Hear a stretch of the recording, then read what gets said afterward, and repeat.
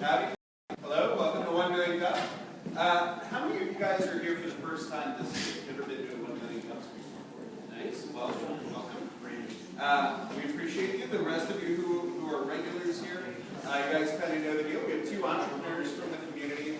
They come up here and they present for 6 minutes each. 6 minutes each.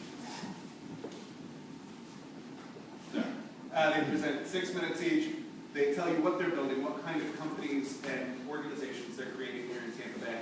And then there's 20 minutes of Q&A for you guys, the audience, to ask questions, seek clarification, but most importantly, think through your connections, what kind of suggestions you can offer, who you can connect them with to help them grow as companies here, get very big, hire lots of people, and fix our economy. So we certainly put that burden of expectation on you guys. Thank you for it.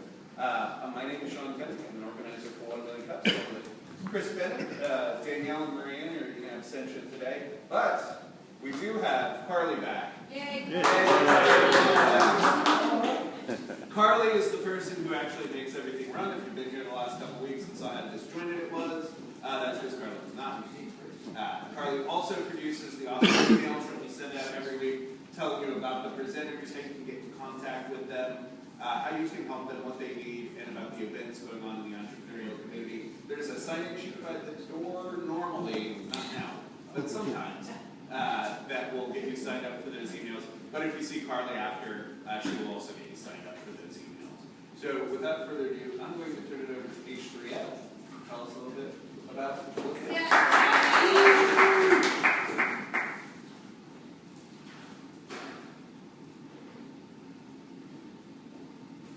Good morning, everyone. My name is Bootsa.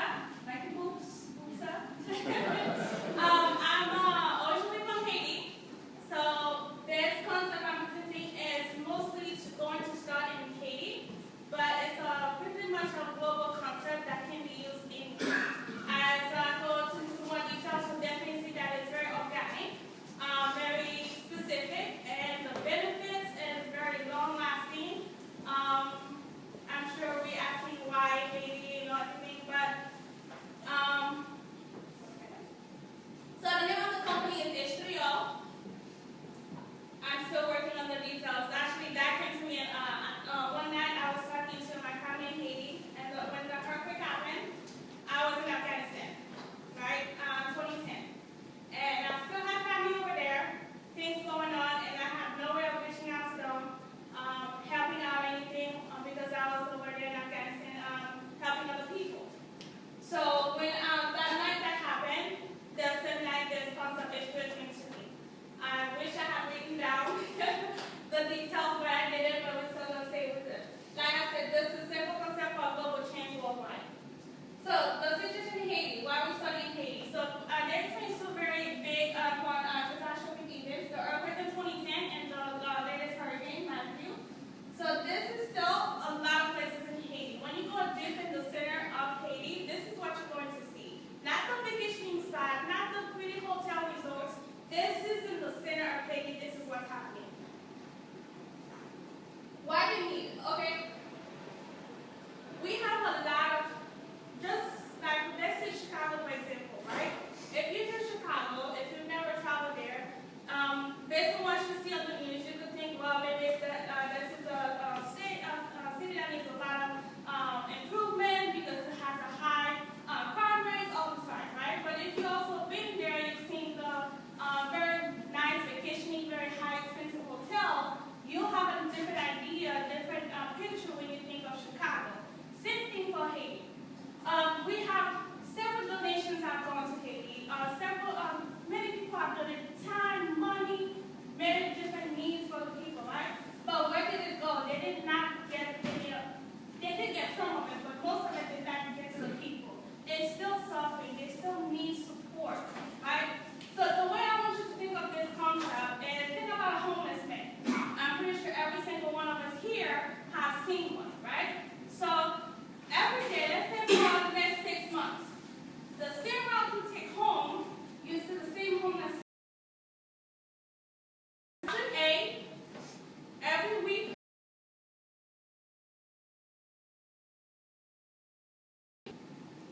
Every week.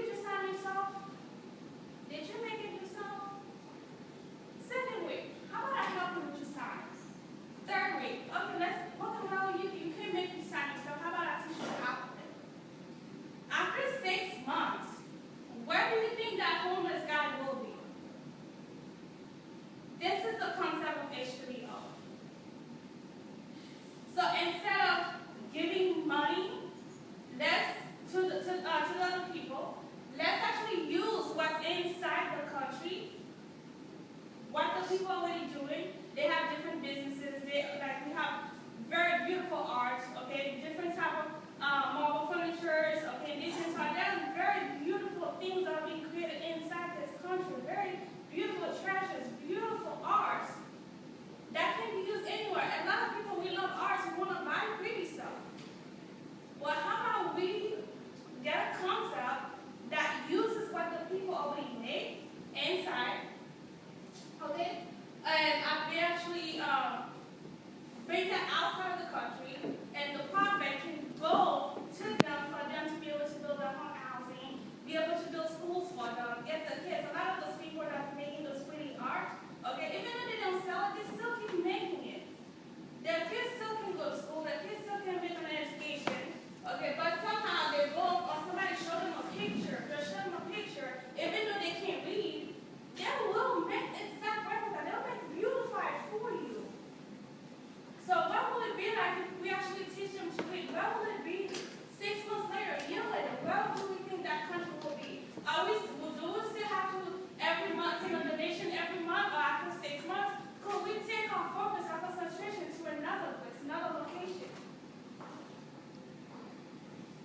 So the objective, like I said, build more housing, more schools, okay, and be able to help the residents be more self-sufficient. Once again, we want instead of us, I'm a parent, I'll think of it like that.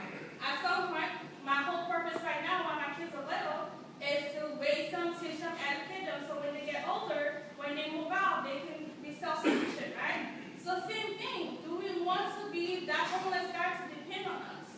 No. At some point, we have different things, other things going to happen. So how do we make sure we set them up for success? And of course, how we build, so we still have very key infrastructures in Haiti that still hasn't been built, that still is that concept. What's that? Alright, so simple outlook. Next step.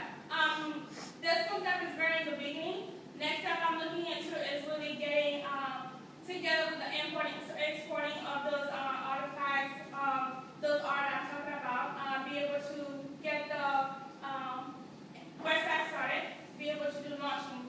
This is mostly going to be a mobile organization, meaning different states, different cities, different zones. We're going to be doing a launch, like a donation, a private auction kind of thing, to be able to start getting the donations, to be able to start getting the support, be able to go there, bring the stuff in, so have those stuff in display and display silent auctions, be able to sell it and use that profit to begin this movement. That's it.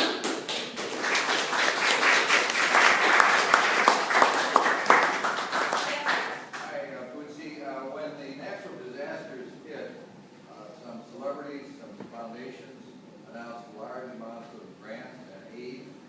On the ground there, how successful was that, and how does that approach to recovery differ from yours? I personally have been to Haiti. 1.5 years ago, I went to Haiti. I have not been since I left in 2003. And I did not get a chance to go in 2010, like I said, I was in Afghanistan. And when I went there, just to see the amount of money, you can look it up online in public, as well as how much money was went to Haiti, and to see that really the inside, the internal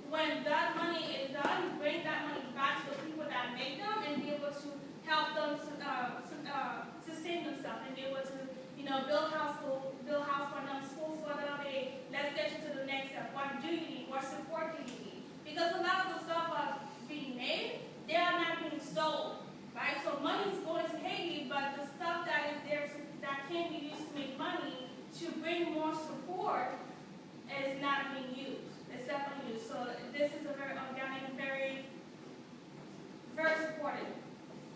Yes, sir.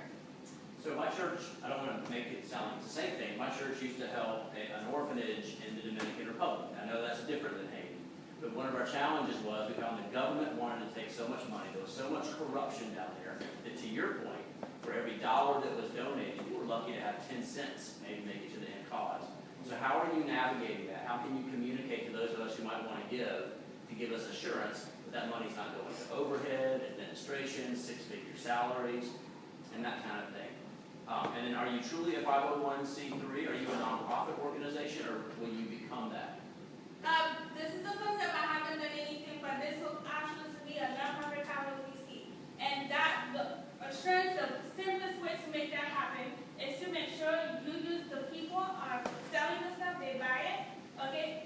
We bring it and sell it for them, so we make sure this is their money, this is their profit. It has nothing to do with no government, nobody else is involved. It goes back to them, and they go ahead and return, and we help them use it properly. Yes. So to kind of build on that point, I imagine that there will be some sort of import-export taxes that you're going to have to navigate. So, I guess that, and then navigating also what kind of marketplaces will you be trying to sell through? Are you looking at you mentioned a website. Are you going to be doing mostly online sales? This is going to start with an online sale. We're also going to do auctioning. So we have an event where we do selling auctions, different type of auctioning, just to be able to even bring more awareness, more income to the organization, including the academy. Yes. To additionally build on these two questions,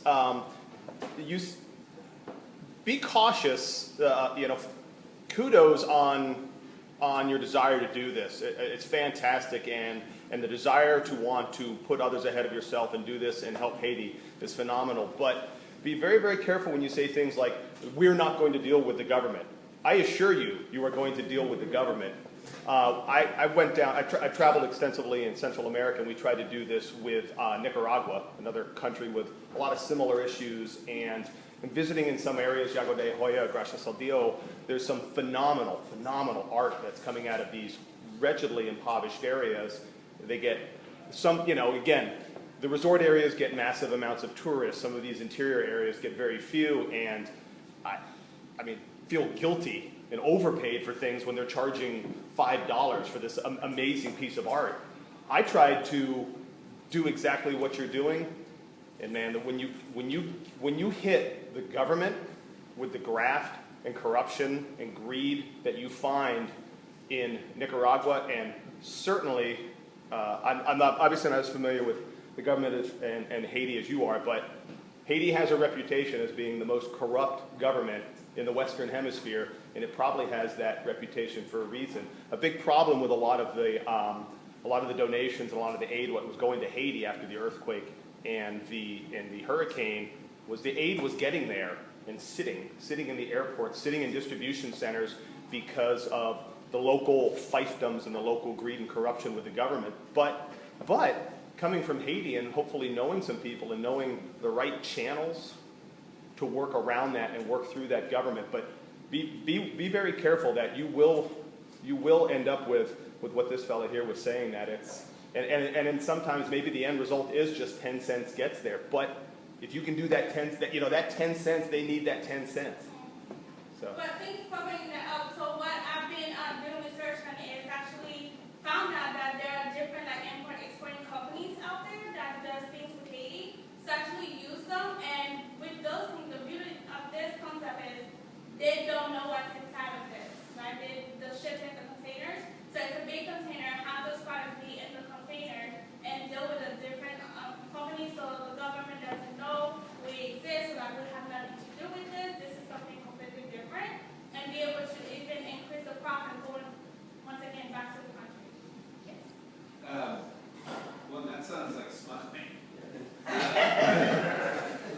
I volunteer with an organization here that helps the disabled adults to create art and then sell that art and let them keep the profits from selling that art. And one of the tensions that we have, or the things that we're constantly trying to figure out, is there are people who buy that art because it's good art, it's folk art, it's something they like to collect, and there are people who buy that art because they view it as kind of a charity and that's their way to support. And we never quite figure out the best way to target or meld those two audiences. Do you have a feeling or a thought about when on this side, somebody in the United States is buying it, do you think the majority are people buying it because that's their way of giving aid to Haiti, or do you think, with the training of the artists and things like that, they're buying it because that's, art they really like and hang in their house? I think it'll be much more detailing, much more specific once we do more of the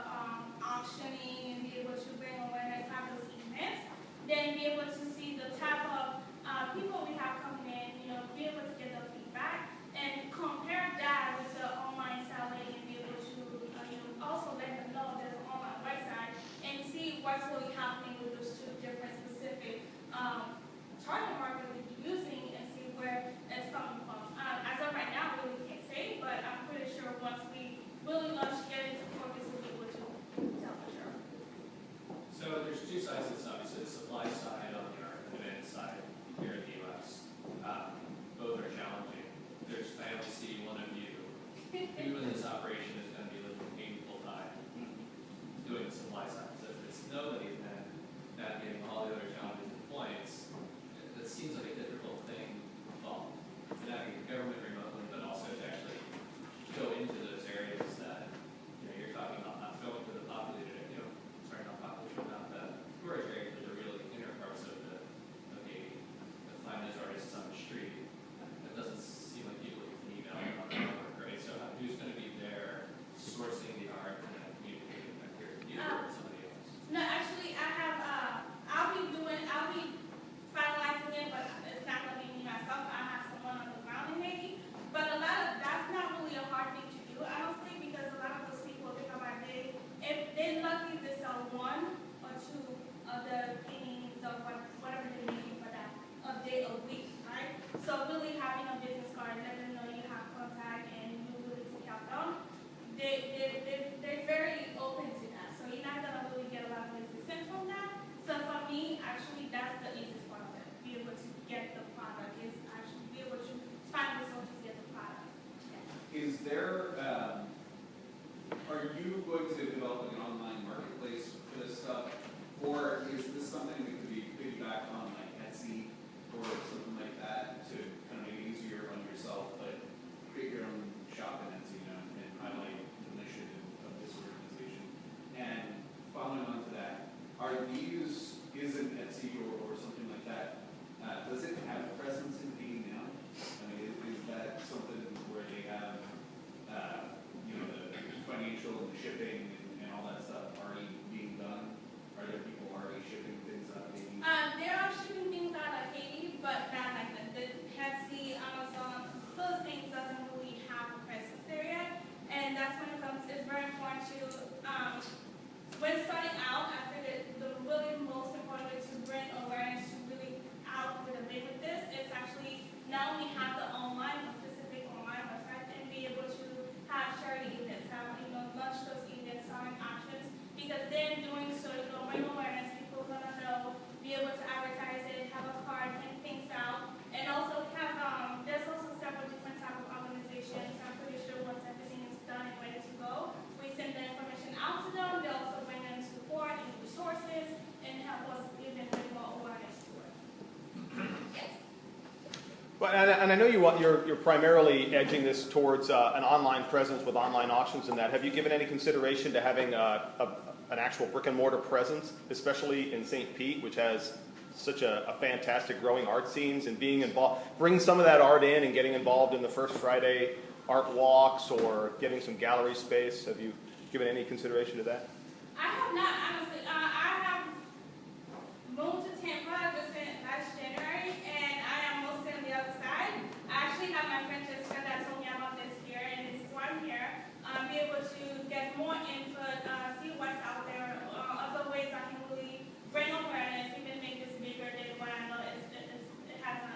Well, there's your problem. You're in Tampa, not St. Pete. You've got time. There's still plenty of time to come over here. You know, I figure by the end of the year you'll be here, so that'll work out for you. There's a whole world, a little about outside art. Everybody's talking about it. It's done by mental disabilities, by homeless. I'm sure they have galleries and distribution channels. And it's a whole genre of art. And exhibits. Have you done any investigation on the world of outside art and how you might be able to tap into that? I have been looking online and doing some research, making some phone calls. I have not really had any definite bids yet, but if anyone has some specific resources I can touch into, I would love that. Former next door neighbor, one of the largest collectors in New York, outside art. Over the years, I know what he does. Yes, sir. Just to piggyback on Chris's point, when you do get that website up, I think it would be critical for those of us who want to give that cause to see the locals on the ground, because there's already a mindfulness of the corruption and the greed and everything else. But to differentiate yourself, to have from Haiti, and these are people that I personally know in Haiti, that will take the money that this company generates and make sure that it gets to the artists, as opposed to, again, the bureaucracy and that kind of thing. So to have pictures of these people who reside there, I think that would be priceless. I would actually like to build on that point. I don't know if you're familiar with Charity Water or Tom's, for example. They have a really great, they use virtual reality, so they take these 360 photos or videos, movies, and then they actually, it's really cheap. I mean, it's like $5,000, probably less, to actually shoot these videos. And you use the Google Cardboard phones. I mean, I've seen, I don't know if you've ever, look up Charity Water and look at their VR campaign, and you can see a room full of donors instantly pull out their checkbooks. I've never seen a reaction like that before. It's incredible. So I would Charity definitely water? check it out. Charity Water. Okay. One of the ways to get around the import-export issue is to have, you have artists who are painters, illustrators, that sort of thing. They can create the original art in Haiti, and they can link with various printers in the United States. And so they can upload their printing, and the orders can be done, and then made with the printer, like there's printers here, there's printers everywhere, actually in the world. So they can sell literally globally by creating an original art piece and then having it, a lithograph or something, some sort of a print like that. Might be a way of starting and getting around all this. The money goes directly into their bank accounts. Or their, the in-case type of exchanges they have in Haiti, they don't really make. No, it's not very. Yeah, so. How do you identify the artists? How do you get the word out, or will you get the word out that if there's somebody there making art, this is like you? We have, once we get up this one, so part of the major way to really start in Haiti is we planning on building, having a compound for them, be able to bring their friends and bring people in and be able to have, starting out with having weekly events for them to where we talk about what's going on, the other side, update them, because having a good business for them is not really keeping them in the dark and just bring the stuff in and then just and get the check. So just having constant communication with them, being support with them, and getting them heads up. Starting building, not forward, so everybody can forward, but we're going to start on the rural side. So we're talking about shopping down, fashion, mobility, very, very different. We can bring that in, starting inside out. Another question. Back to Etsy, what we were talking about before. If they don't have any presence in Haiti, is it possible that connecting with them, I mean, it seems possible that, they could use you as like a charity thing that they're doing as a company, help establish their presence there, and perhaps fund you and do stuff as a pilot to, I I assume would they're. definitely talk to them and see if they'll be willing to do that, but once again, when you're dealing with a third world country, a lot of companies, especially, online marketing, they don't really want to get involved in so on and so forth, especially when it's not like they don't have electricity 24/7 like we used to here, so there's a lot of different roadblocks they deal with. presence there. Questions? Yes, ma'am? Well, yeah, no, I'm just noticing, just on a quick search, the Vassar Katie project. I would imagine that's something you've looked at, but it seems very well established, and might be something you could volunteer with them first or something, just to get your, What did I something to do? see, Vassar, the university. So just to see where you might distinguish yourself and be, you know, and maybe build on something they've done or something. Looks good. Yes. Have you contacted any other charities in Haiti that are doing work there? Yes, I have contacted several. A lot of them I found different churches that are doing stuff. Some of them, actually I have two of them that has different artists coming in and do arts, and then they have a specific website they go on and you can buy something like that. I connected with them and see if they would expand or how can we link everything together. So I haven't heard back from them yet. So I'm still hoping and wishing how we can combine or maybe do something and work on that. I have a contact, she's a Haitian doctor that's bringing sustainable medicine into Haiti. I don't know if there's any synergy, but if that's a contact that, she's here in Tampa, that would help you, let me know and I'll connect the two of you after. Oh, definitely. I definitely would love to be in touch just to check. You never know, right? Exactly. So for next steps, what can we as an audience and as a crowd help you establish this? Really resources. Right now, my hands are tied with really trying to get the best move on with the import exporting. So I definitely need some resources with the website. Be able to get that going. Especially one thing I found out is when you're dealing with online merchandise, you really have to have really great photographer, really somebody that really can take the best pictures possible, make sure what they're looking at online when it actually gets to them is exactly that. And especially when you're dealing with art, you don't want the lighting and everything is, makes a big difference, right? So really doing that, and of course we're still building the logo. So really resources right now, anything will help, and just stay in touch. I would definitely love to share with everyone the progress, when we start making steps, movements, and how far we can come along.